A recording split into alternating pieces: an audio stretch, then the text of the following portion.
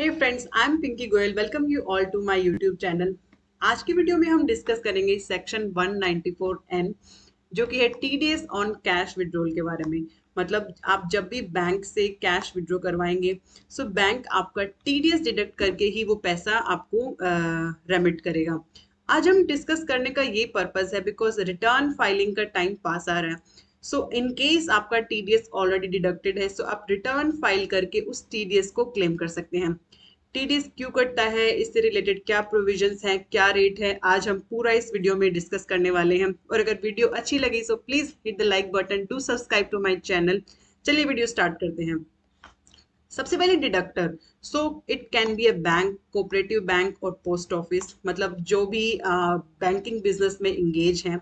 Number two, किसका TDS कटेगा? Any person, मतलब ये प्रोविजन जो है सभी के ऊपर एप्लीकेबल है।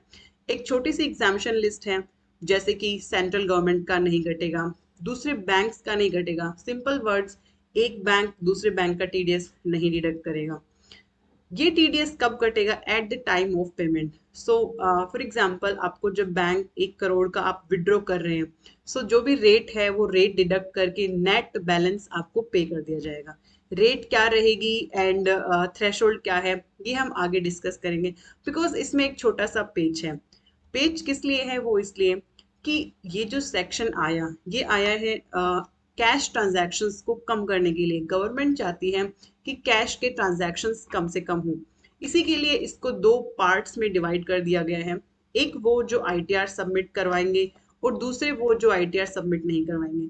सो जो भी आईटीआर सबमिट करवाएंगे पिछले 3 साल की, उनके लिए थ्रेशोल्ड हो जाती है 1 करोड़ रुपए।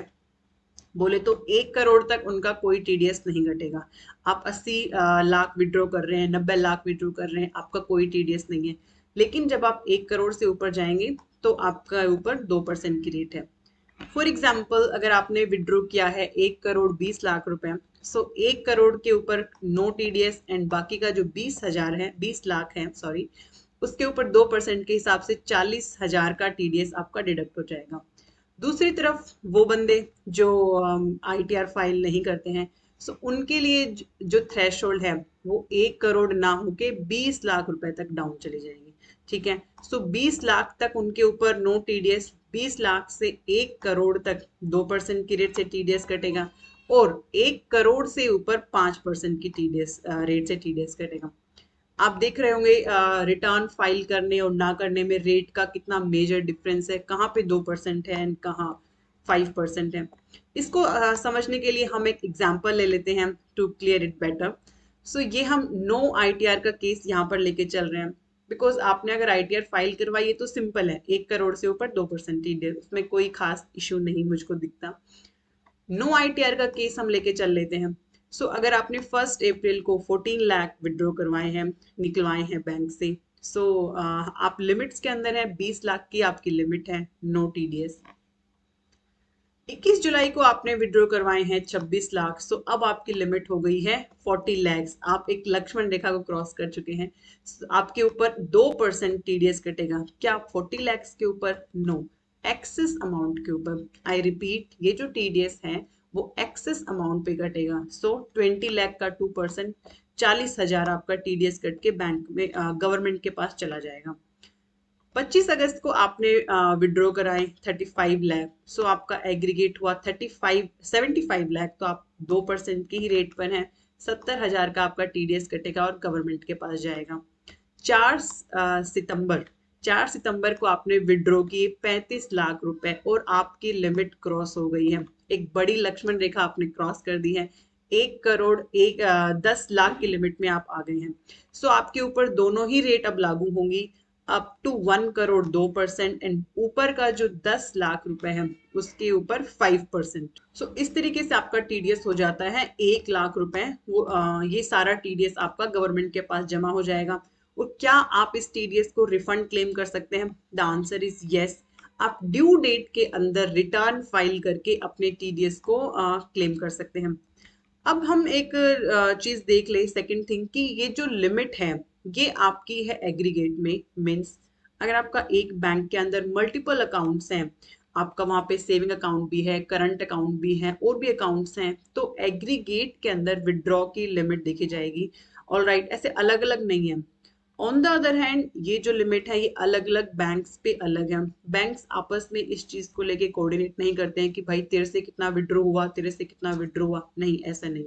एक बैंक के अंदर मल्टीपल अकाउंट्स की एक साथ देखी जाएगी, अलग अलग बैंक्स की नहीं देखी जाएगी।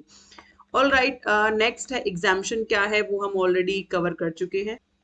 टीडीएस रिफंडेबल है, ये भी हम ऑलरेडी कवर कर चुके हैं। द आंसर इज यस, आप ड्यू डेट के अंदर अपनी रिटर्न फाइल करवाएं और इस टीडीएस को आप रिटर्न में क्लेम कर सकते हैं। ठीक है, हमने यहाँ तक देख लिया, बहुत अच्छे से समझ लिया। अब मैं आपको इनकम टैक्स की साइट पे लेकर चलती हूँ एंड देखेंगे कि आपके ऊपर, आप वहां से चेक कर सकते हैं कि आपके ऊपर कौन सी रेट एप्लीकेबल है, 2% या फिर 5%। So let's start. ये देखिए इनकम टैक्स पोर्टल पे हम आ गए हैं। यहाँ पे जब आप लेफ्ट हैंड साइड को स्क्रॉल डाउन करेंगे, so here you will see TDS on cash withdrawal. जब हम इस पे ओपन करेंगे तो ये कुछ इंफॉर्मेशन आपसे पूछेगा, जैसे कि आपका PAN number, mobile number and then continue. इसके बाद आपके पास एक ओटीपी आएगा मोबाइल नंबर पर, आपको वो ओटीपी मेंशन करना है एंड देन कंटिन्यू। तो जी मैंने अपना ओटीपी मेंशन कर दिया है and then I will go ahead continue. यहाँ पर आपको देखिए रेट आपकी आ जाएगी कि आपके ऊपर कौन सी रेट एप्लीकेबल है। सिंस जो गिवन केस है मेरा, एसएससी ने 3 साल की रिटर्न फाइल कर रखी है, सो उसके ऊपर 2% की रेट एप्लीकेबल होगी। आई होप आप यहाँ से समझ गए होंगे, चेक कर सकते हैं। इसके बाद हम एक और बात मैं आपको बताती हूँ कि ये टीडीएस आप कहाँ से चेक, कितना अमाउंट आपका डिडक्ट हुआ है। ठीक है, बिकॉज आपको ये पता होगा तभी आप रिटर्न के अंदर शो कर सकते हैं।